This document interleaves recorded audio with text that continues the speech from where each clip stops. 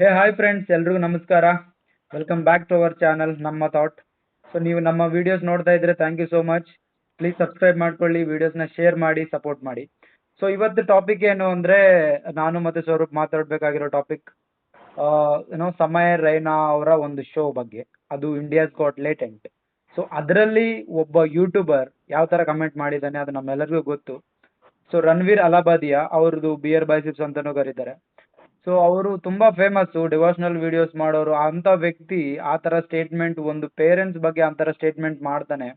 ಅದರಿಂದ ಲೈಕ್ ತುಂಬಾ ಜನರಿಗೆ ಮನೋಭಾವನೆ ಧಕ್ಕೆ ಆಗಿದೆ.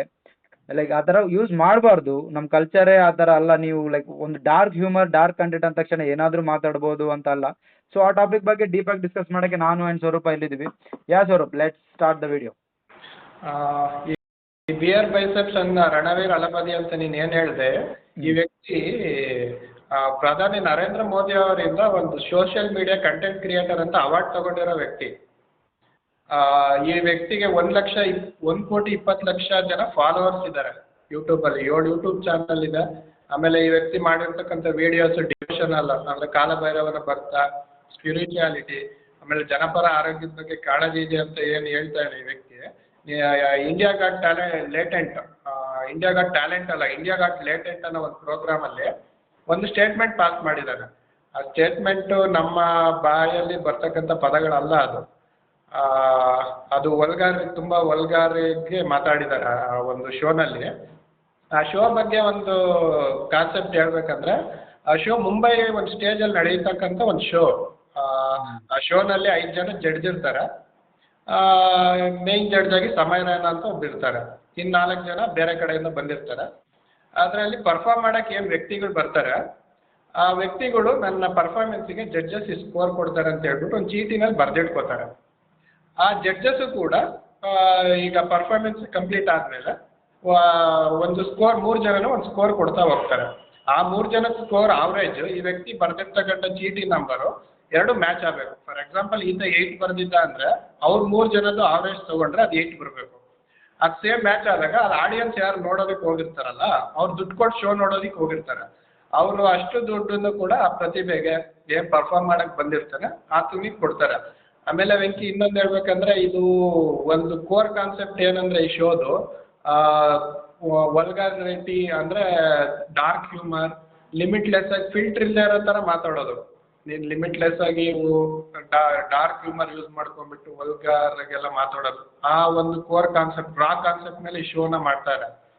ಅದು ಎಷ್ಟರ ಮಟ್ಟಿಗೆ ಇದು ಅನ್ನೋದು ಸರಿ ಅನ್ನೋದು ಗೊತ್ತಿಲ್ಲ. ಆಮೇಲೆ ಆ ಒಂದು ಪರ್ಟಿಕ್ಯುಲರ್ ಶೋನಲ್ಲಿ ಈ ವ್ಯಕ್ತಿ ಬಿಯರ್ ಬೈಸೆಪ್ಸ್ ರಣವೀರ್ ಅಲಬದಿ ಅಂತ ನೀನೇನು ಹೇಳ್ತಾ, ಆ ವ್ಯಕ್ತಿ ಆ ಪ್ರೋಗ್ರಾಮಲ್ಲಿ ಈ ಸ್ಟೇಟ್ಮೆಂಟ್ನ ಪಾಸ್ ಮಾಡಿರೋದು. ಅದು ಗೊತ್ತಿಲ್ಲದೆ ಮಾಡಿರೋದಲ್ಲ, ತಿಳಿದ್ಬಿಟ್ಟು ಅರಿವು ಜ್ಞಾನ ಇಟ್ಕೊಂಡೆ ಮಾಡಿರೋದು. ಸ್ಕ್ರಿಪ್ಟೆಡ್. ತಿಳಿದ್ಬಿಟ್ಟು ಈ ಥರ ಮಾಡೋದು ಅಷ್ಟು ಸರಿ ಅಂತ, ಅದು ಸರಿ ಅಲ್ಲ. ಅದು ಆ್ಯಕ್ಚುಲಿ ಈ ಒಂದು ನಮ್ಮ ಭಾರತ ಪುಣ್ಯಭೂಮಿ, ರಾಮಾಯಣ, ಮಹಾಭಾರತ, ಭಗವದ್ಗೀತೆ, ಈ ಥರ ಒಂದು ಪ್ರಸಿದ್ಧ ಸಿದ್ಧಾಂತಗಳಿಂದ ಬದುಕೋ ರೀತಿನ ಪ್ರಪಂಚಕ್ಕೆ ಸಾರಿದ ದೇಶ ನಮ್ಮದು.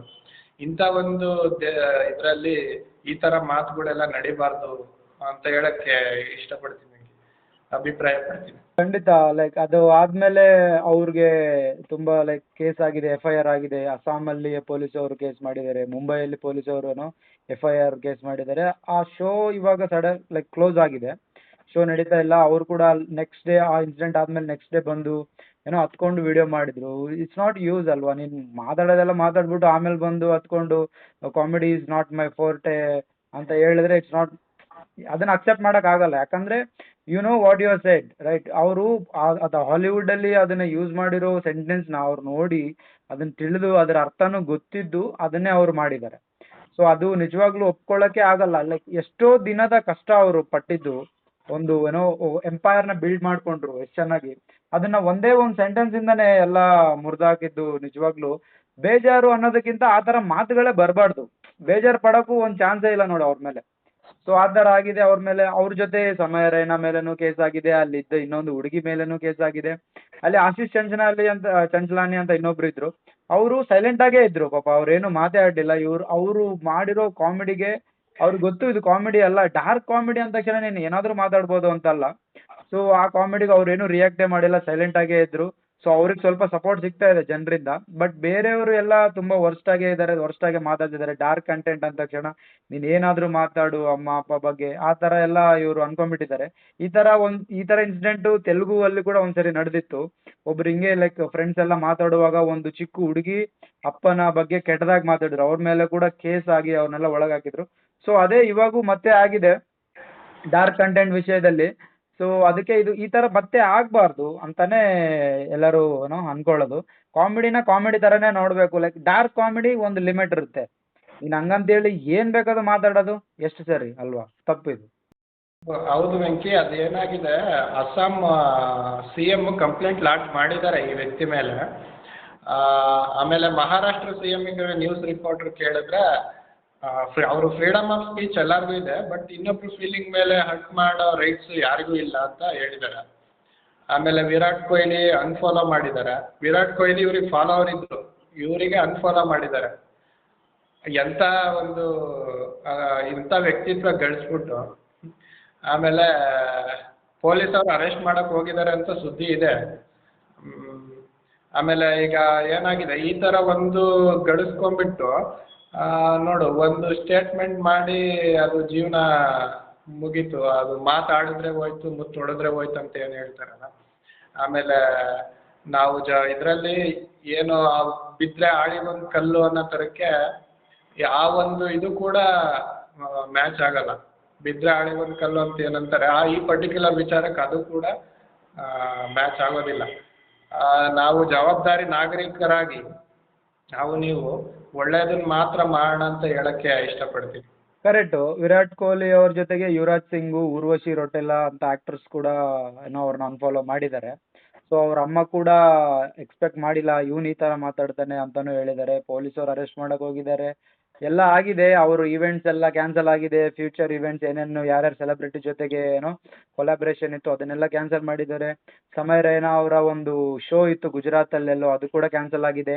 ಆಶೀಶ್ ಚಂಚಲಾನಿ ಒಂದು ಅಮೆರಿಕನ್ ಒಂದು ಮೂವಿ ಬರ್ತಾ ಇದೆ, ಮಾರ್ವಲ್ ಮೂವಿ, ಅದಕ್ಕೆ ಅವರು ಆಂಕರ್ ಆಗಿ ಮಾಡಬೇಕಿತ್ತು, ಅದನ್ನು ಕ್ಯಾನ್ಸಲ್ ಮಾಡಿದ್ದಾರೆ.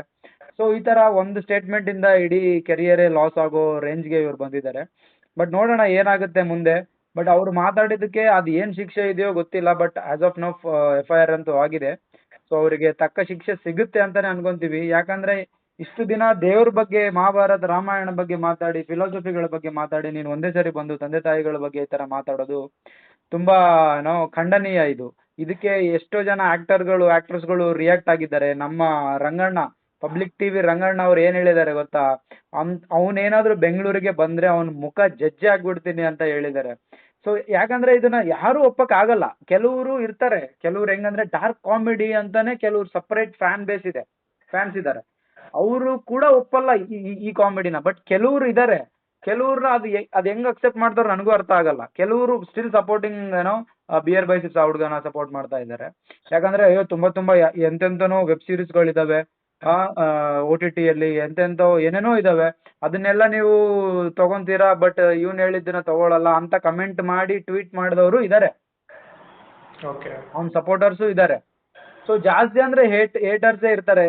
ಹೇಟರ್ಸ್ ಅನ್ನೋದಕ್ಕಿಂತ ಹೇಟರ್ಸ್ ಅಲ್ಲ, ಅದು ಆ ಮಾತನ್ನ ಯಾರೇ ತಗೊಳಕ್ಕಾಗಲ್ಲ ಅಲ್ವಾ, ಯಾರು ನೋಡಕ್ಕೂ ಆಗಲ್ಲ. ಅದು ಇಂಡಿಯಾಸ್ ಗಾಟ್ ಲೇಟೆಂಟ್ ಶೋ ಅನ್ನೋದು ಒಂದು ಪ್ರೈವೇಟ್ ಅಲ್ಲಿ ನೋಡ್ಬೇಕಾಗಿರೋದು. ಅದು ಐ ಮೀನ್ ಸಮಯ ರೈನಾ ಅವ್ರ ಚಾನಲ್ಗೆ ದುಡ್ಡು ಕೊಟ್ಟು ಸಬ್ಸ್ಕ್ರಿಪ್ಷನ್ ತಗೊಂಡು ನೋಡ್ಬೇಕು, ಪ್ರತಿಯೊಬ್ಬರು ನೋಡಕ್ಕಾಗಲ್ಲ. ಸೊ ಆ ಡಾರ್ಕ್ ಹ್ಯೂಮರ್ ಇರೋರು, ಆ ಡಾರ್ಕ್ ಕಂಟೆಂಟ್ ನೋಡೋರೇ ನೋಡಿರ್ತಾರೆ ಅದನ್ನ ಅಲ್ವಾ, ಅವ್ರಿಗೆ ಅದು ಇಷ್ಟ ಆಗಿಲ್ಲ ಆ ತರ ಸ್ಟೇಟ್ಮೆಂಟ್. ಅವರೇ ಅದನ್ನ ಲೈಕ್ ವೈರಲ್ ಮಾಡಿ ಅವನ ಮೇಲೆ ಕೇಸ್ ಆಗಿ ಇವಾಗ ಅವನು ಕೆರಿಯರೇ ಇಲ್ದಂಗೆ ಆಗ್ಬಿಟ್ಟಿದೆ. ಫ್ಯೂಚರಲ್ಲಿ ಅವ್ರ ಮಕ್ಳು ಅದು ನೋಡ್ತಾರಲ್ವಾ, ಅದೊಂದು ಪರಿಜ್ಞಾನ ಅವ್ರಿಗಿಲ್ಲ. ಅದು ಅದು ನಾವು ಹೇಳೋದಕ್ಕೆ ಆಗೋದಿಲ್ಲ.